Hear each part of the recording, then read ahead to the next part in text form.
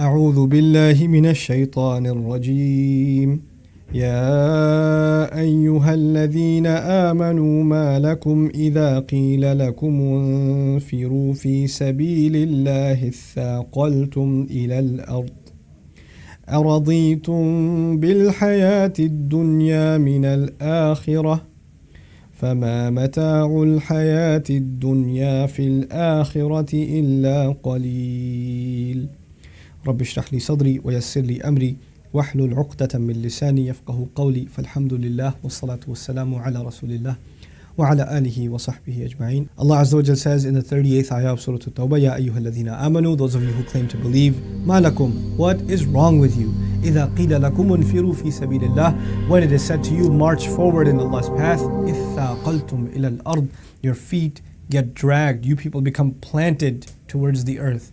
Imagine somebody whose legs are buried into the sand, and they're trying to drag their feet in the sand and they're not able to move. This is the image Allah gives. إِثَّاقَلْتُمْ إِلَى الْأَرْضِ. Why would Allah give this image? I chose this ayah especially for the young people in our audience. This month of Ramadan, you've shown that you are able to fast. You're able to get away from a lot of bad habits that you thought you can't get away from. You're able to make time to get up and pray. You're able to do a lot of things. And it's not just because it's Ramadan and you became a superhuman. It's because Allah has given the ability. Then Allah asks a very powerful question. Why is it that when you are asked to come forward, and you are capable, that you drag your feet? إِثَّاقَلْتُمْ إِلَى الْأَرْضِ. And this is a question asked to believers, and the believers are being asked, أَرَضِيتُمْ بِالْحَيَاةِ الدُّنْيَا مِنَ الْآخِرَةِ. Are you people content with worldly life as opposed to the next? Now, why would Allah ask that question to believers? It is as though Allah is saying people who don't believe are obviously content with this life, because they have no concept of a next life. You believe. I've given you a description of Jannah. You are convinced that there is an afterlife. You are convinced you are going to meet me. You are convinced that you're going to be judged. You are convinced that you're going to be, you're going to have your deeds to show for you. That you have to beg and plead for Allah's mercy and His love. There's a great reward waiting for you. Your life means so much more than this world. How could you drag your feet when I'm telling you to go in the path of Allah? By the way, the path, why is it called the path of Allah anyway? It's called the path of Allah because the path leads to Allah.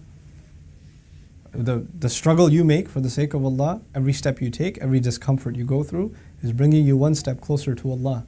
That's why it's called Allah's path. Why would you drag your feet when you're heading towards Allah? Then He says, فَمَا مَتَاعُ الْحَيَاةِ الدُّنْيَا فِي الْآخِرَةِ إِلَّا قَلِيلٌ. What is the enjoyment of worldly life compared to the afterlife except very, very little?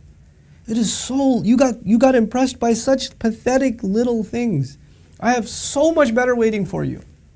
Allah is not telling us in the Quran not to enjoy our worldly life. He says in Surah Al-A'raf, وَجَعَلْنَا لَكُمْ فِيهَا مَعَايِشْ. He put in this world things for you to live well. The means of living well were placed in this earth for you. So Allah does not want us to not live a good worldly life. But the moment the believer starts thinking that this life is actually worth something, and in their mind, not on their tongue, but in their mind, in their heart, they start thinking less of the akhirah. It's not as conscious, aware a reality, They're not always thinking about it. They're not comparing, and comparing is very important because Allah compares. وَمَا عِنْدَ اللَّهِ خَيْرٌ وَأَبْقَى. What Allah has is better and lasts longer. So when I sit in a car, I say, Allah's got a better ride in Jannah for me. It's better than this, and it'll last longer. I'm about to eat food. What Allah has is better, and it'll last longer. Those two comparisons, keep them in mind. You have a relationship. Allah will transform this relationship into something better and longer lasting in the akhirah. I have a home. Allah has a better home and a longer lasting home. Everything you enjoy, two comparisons. وَمَا عِنْدَ اللَّهِ خَيْرٌ وَأَبْقَى. What He has is better and lasts longer. This ayah says, how can you then be content with this life over the next when what I've given you in this life compared to the akhirah is very, very little? Aim for the high. إِذَا تَمَنَّيْتَ فَاسْتَكْثِرْ. Look, young people are supposed to aim high. They're supposed to be motivated people. You want to accomplish great things. And Allah is saying, go for it. Accomplish great things. Accomplish Jannah. And when you develop that attitude, I tell you, things in this world just fall into place. You won't have to run after dunya. It'll run after you. You won't have to seek it and pursue it. It'll pursue you because you're pursuing Allah. You're pursuing the akhirah. One of the most powerful lessons in the Quran I ever learned is how Allah submits the skies and the earth to the service of the believer. It's a very powerful idea. Inshallah, another reminder I'll give you on just that. How does Allah bend the rules, what we call the rules of nature, to the service of the believer just because they're pursuing the akhirah, just because they're pursuing Allah? This is the attitude young people have to develop. Don't get caught up in this weak worldly life. Have higher aspirations because Allah expects great things from you. And so does the entire ummah. The entire ummah today, and this is what the last thought I want to leave you with. You know the majority of the Muslims living in the world today, about some statistics say 65% or more are under the age of 35. The majority of the ummah is young. You know what that means? That the burden of carrying Islam lies on the young, today more than ever before. So we have to hold ourselves to a higher standard. May Allah Azza wa Jalla not make us of those who drag their feet and really truly realize that it is the akhirah that we are working towards. And this world is just a transient phase that we're going through. May Allah give us the best of the akhirah and the best of this world. Barakallahu li wa lakum. Wassalamu alaikum wa rahmatullahi wa barakatuh. اعلموا أنما الحياة الدنيا لعب وله وزينة وتفاخر بينكم وتكاثر في الأموال والأولاد كمثل غيث أعجب الكفار نباته ثم يهيج فتراه مصفرا ثم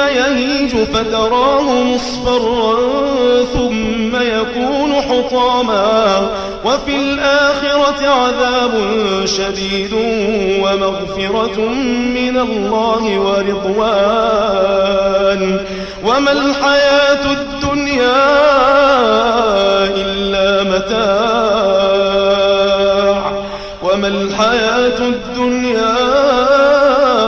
إلا متاع الغرور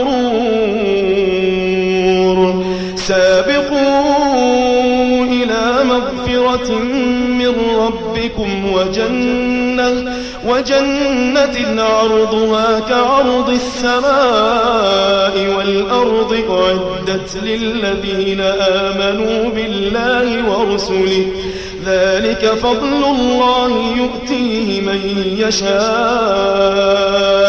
والله ذو الفضل العظيم.